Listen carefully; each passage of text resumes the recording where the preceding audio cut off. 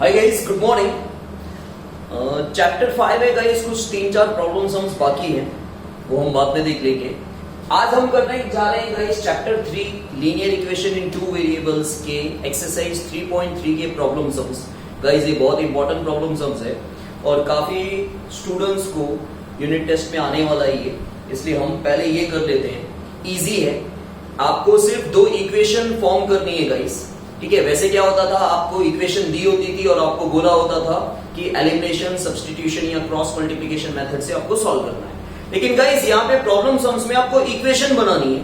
Question ध्यान से सुनना है, कुछ हार्ड नहीं है ज्यादा, ठीक है। क्वेश्चन ध्यान से सुनो, क्या एग्जैक्टली वर्ड्स बोले जाते हैं, क्या आपको समझना है, कैसे इक्वेशन फ्रेम करनी है, और फिर आप कोई भी मेथड से उसे सॉल्व कर सकते हैं। क्योंकि एग्जाम में या बोर्ड्स में ऐसा मेंशन नहीं होता कि सब्स्टिट्यूशन मेथड से करो या एलिमिनेशन मेथड से करो या क्रॉस मल्टीप्लिकेशन मेथड से करो। यहां लिखा हुआ है गाइस सब्स्टिट्यूशन मेथड से करो, लेकिन हम लोग एलिमिनेशन मेथड से सॉल्व करेंगे। अगर आपको करना है तो आप सब्स्टिट्यूशन मेथड से कर सकते हो, क्योंकि एलिमिनेशन सबसे इजी रहता है। ओके, सबसे पहले हम इक्वेशन फॉर्म कर ले। First question guys, question number 3 का, the difference between two numbers is 26। दो नंबर के बीच का डिफरेंस, मतलब दो नंबर को माइनस करने पर, डिफरेंस मतलब माइनस 26 है, and one number is 3 times the other, और एक नंबर दूसरे नंबर का 3 गुना है, 3 टाइम्स है। Find them. देम किसकी बात हो रही है गाइस यहाँ पे? सबसे पहले याद रखना, इन प्रॉब्लम सम्स में जो फाइंड करना होता है वही आपको एज्यूम करना होता है। आपको यहाँ पे पहले एज्यूम करना है एक्स और वाई, ठीक है, क्योंकि वैसे एक्स और वाई दिया होता था क्वेश्चन में। 2 इक्वेशंस में आपके पास एक्स और वाई होता था, linear equation in two variables. यहां एक्स और वाई गाइस आपको एज्यूम करना है, तो हमें क्या फाइंड करना है वही हमें एज्यूम करना है। हमें पूछा गया है फाइंड देम, किसकी बात हो रही थी? नंबर्स की, ठीक है। और बट ऑब्वियस है कि 2 नंबर का डिफरेंस, मतलब एक बड़ा नंबर होगा एक छोटा होगा, सीधी सी बात है। तो हम यहां पे एज्यूम करते हैं guys, let the larger number be x and the smaller number be y। 2 number आ गए, इन दोनों का डिफरेंस कितना है गाइस? 26। तो बट ऑब्वियस है कि बड़े नंबर में से एक छोटा नंबर माइनस करेंगे ना। छोटे नंबर में से बड़ा नंबर तो नहीं हो सकता ना। आपकी जेब में 10 रुपए हो तो 15 रुपए खर्च कर सकते हो क्या? नहीं ना, ठीक है। So guys x minus y, इन दोनों का डिफरेंस, दोनों नंबर्स का जो डिफरेंस है, डिफरेंस मतलब माइनस, कितना है? 26। ओके, फिर आगे लिखा हुआ है, एक फर्स्ट इक्वेशन आपकी आ गई, फिर आगे लिखा है one number is 3 times the other. तो बट ऑब्वियस है ना गाइस कि बड़ा नंबर ही 3 गुना हो सकता है ना, ठीक है। बड़ा नंबर ही छोटे नंबर का 3 गुना हो सकता है, छोटा नंबर बड़े नंबर का 3 गुना नहीं हो सकता, right. So guys one number मतलब बिगर नंबर, लार्जर नंबर मतलब x इज मतलब इक्वल्स टू 3 टाइम्स, मतलब 3 इंटू द अदर नंबर मतलब smaller number, 3 into y, that is 3। Okay, this is your equation 2। अब 2 इक्वेशन आ गई, सिंपल एलिमिनेशन मेथड से solve करें। So guys x minus y equals to 26, और इस 3y को यहां ले लो तो ये माइनस 3y हो जाएगा, इक्वल्स टू यहां पे आ जाएगा 0। Okay, now guys elimination method से सॉल्व करते हैं। ये दोनों नंबर सेम है, देखिए मैंने बोला था number same sign opposite. Number same होने चाहिए, कोएफिशिएंट सेम होने चाहिए, साइन ऑपोजिट होनी चाहिए। इन दोनों की साइन तो सेम है, तो साइन चेंज करनी होगी।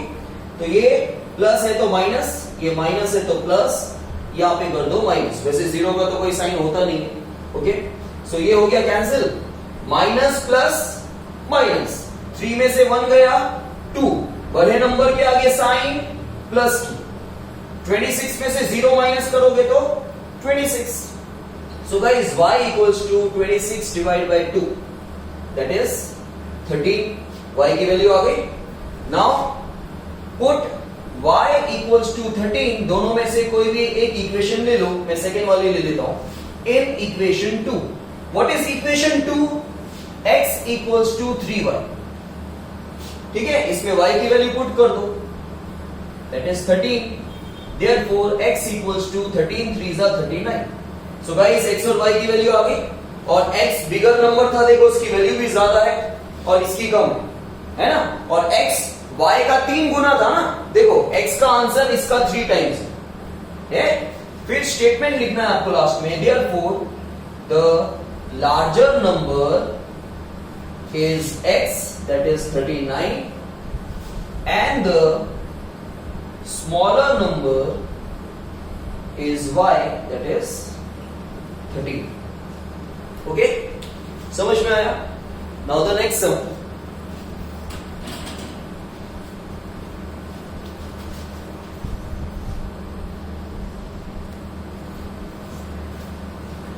Now guys, second sum, the larger of two supplementary angles. Supplementary angle का मतलब होता है guys जब दो एंगल का टोटल 180 तो उसे सप्लीमेंट्री एंगल बोलते हैं, और जब दो एंगल का टोटल 90 हो तो उसे कॉम्प्लीमेंट्री एंगल बोलते हैं। यहाँ पे कॉम्प्लीमेंट्री नहीं है, सप्लीमेंट्री है। सप्लीमेंट्री एंगल मतलब दो एंगल का टोटल 180, तो दोनों में से कोई एंगल बड़ा होगा कोई छोटा होगा, दोनों इक्वल भी हो सकते हैं, लेकिन यहाँ पे बोला है the larger of the two supplementary angles.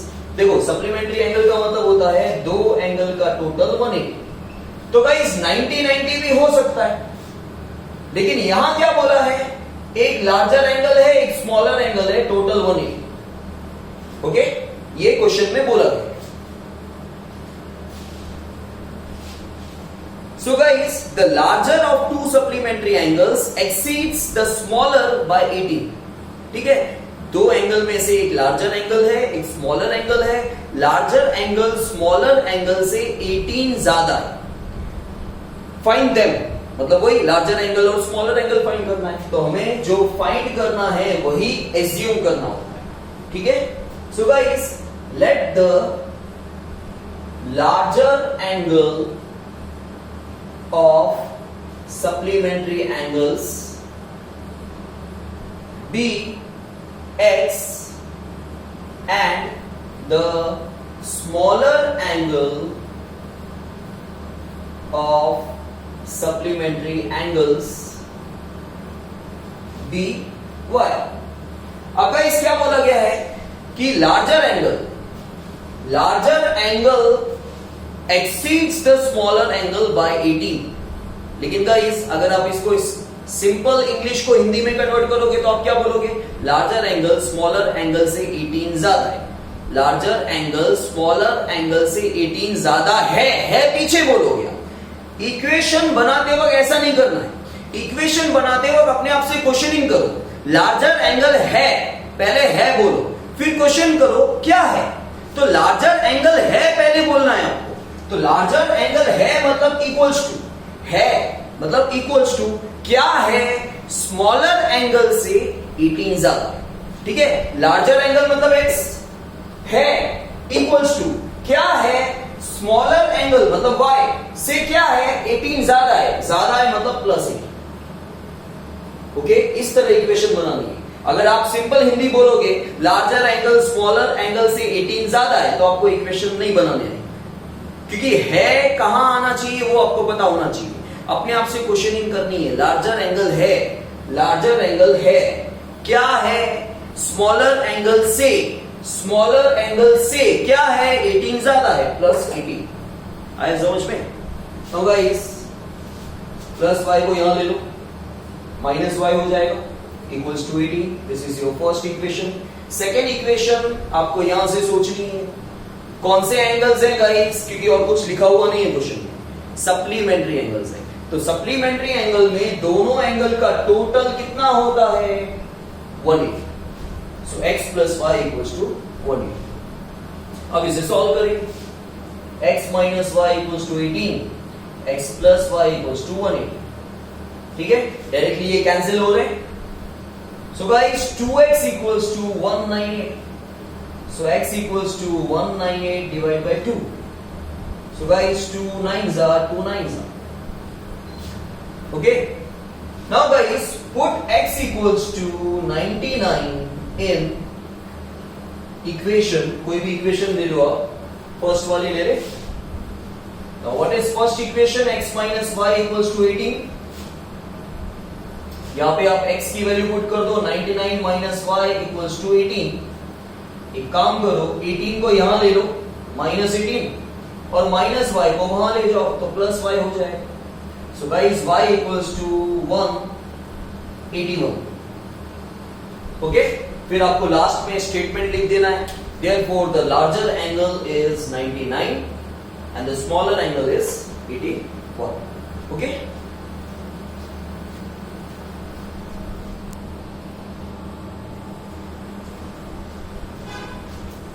Now guys, third one.